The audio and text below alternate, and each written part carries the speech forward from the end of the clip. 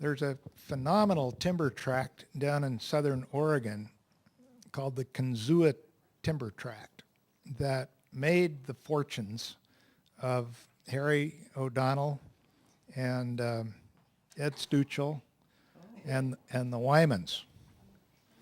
And before they bought it, Roland was trying to talk David Clough into buying it. And David Clough said, "Oh, Roland, it's too far away."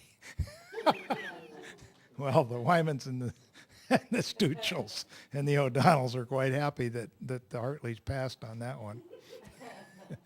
But the other story I recall, there was a third one.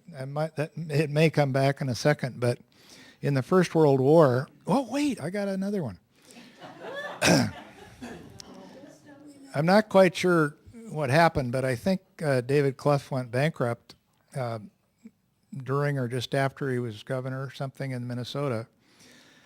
And all of his timber and logging stuff kind of was in the tank.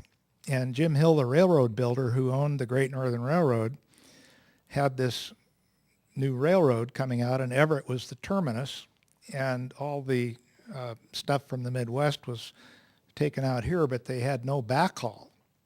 So the way I understand it is that Jim Hill, the railroad builder, gave Roland and David Clough a $1 million line of credit in 1900 to come out here to Everett and open a shake and shingle mill to build backhaul for the Great Northern. But because of the bankruptcy laws at the time, Roland and David Clough could not hold title to the property. And so they had a straw man take title. So Clough and Hartley built up this huge enterprise. And then when the bankruptcy laws permitted David Clough and Roland to take title, the straw man was supposed to sign it over to them. Only he kept it. And I won't tell you, but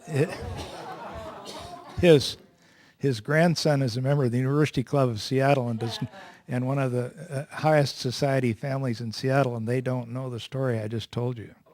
I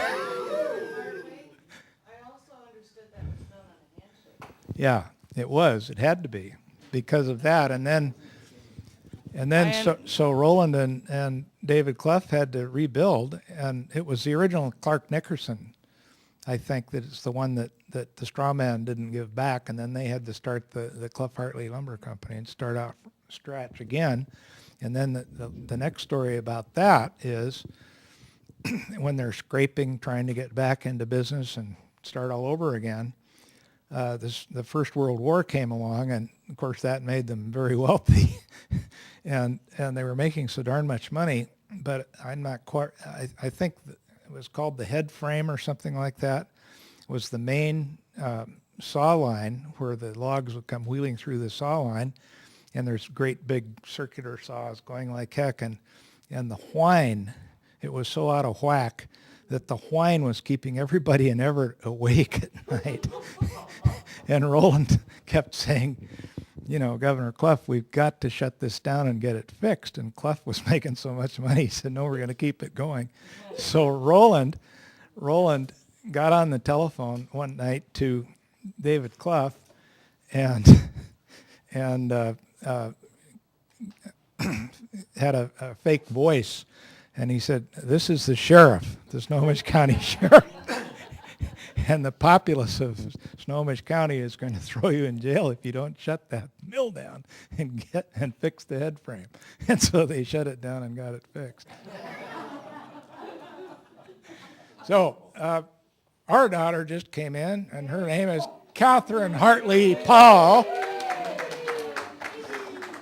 and her friend Mark Mashevitz. And Katie just ran a 26-mile marathon, and she's pooped.